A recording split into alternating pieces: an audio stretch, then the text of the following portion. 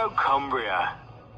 Now, a Cumbrian journalist has been forced into hiding after she was subjected to more than 100 online threats. Amy Fenton has written extensively in the Mail about the concerns in Barrow that Asian men are exploiting local women.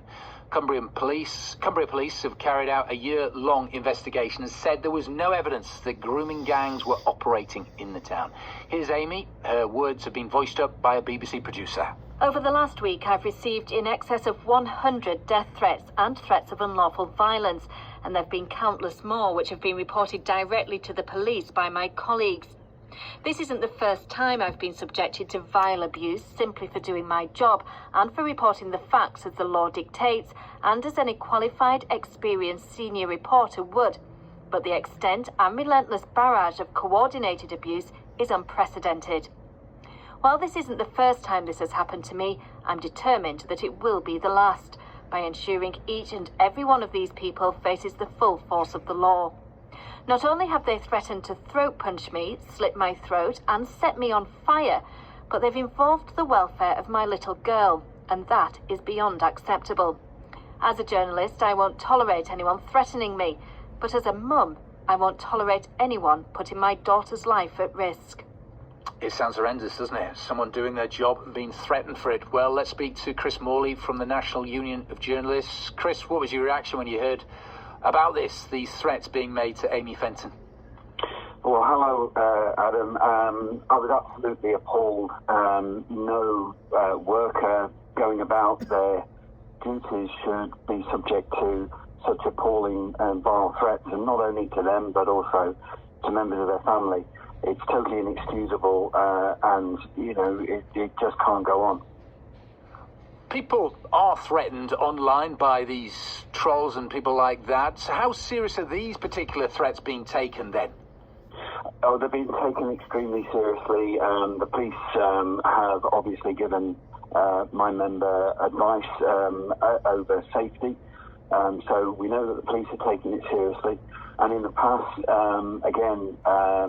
my member, as a working journalist, has been subject to other threats, other occasions, and that has led to an individual being jailed.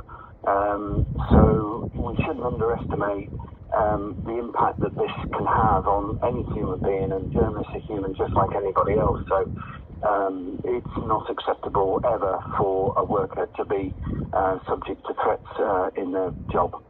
The NUJ have obviously spoken to Amy Fenton. How is she? As you say, it's a lot going on. There are, threats being made not only against her, but her daughter too. So how is she?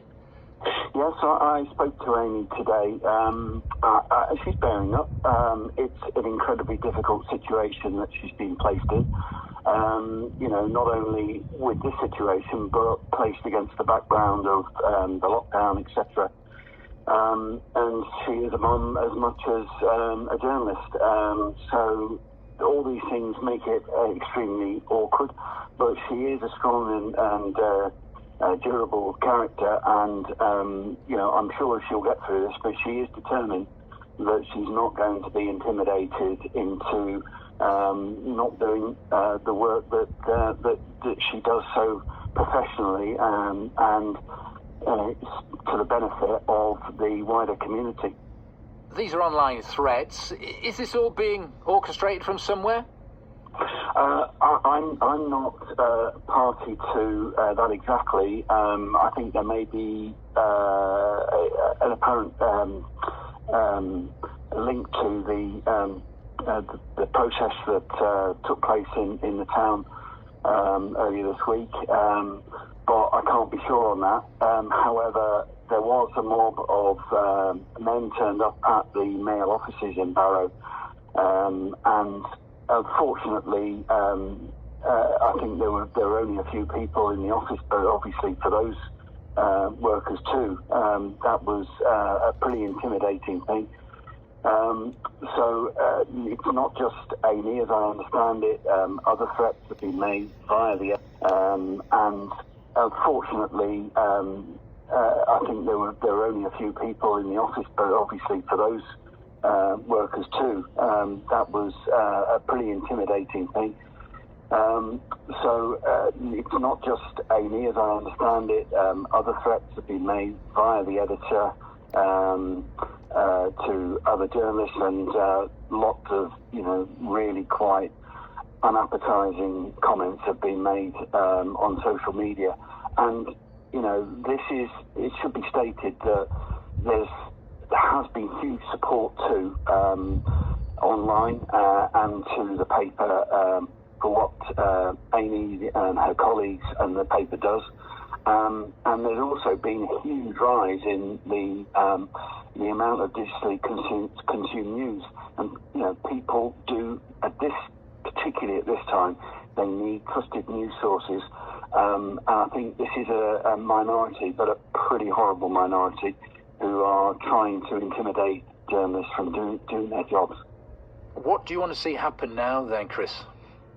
Well, I'd like it to stop. I'd like people who do this kind of thing to recognise the error of their ways and to desist. But, obviously, if people have a problem with the way that something is reported, there are ways and means of going about dealing with that in the right and appropriate way.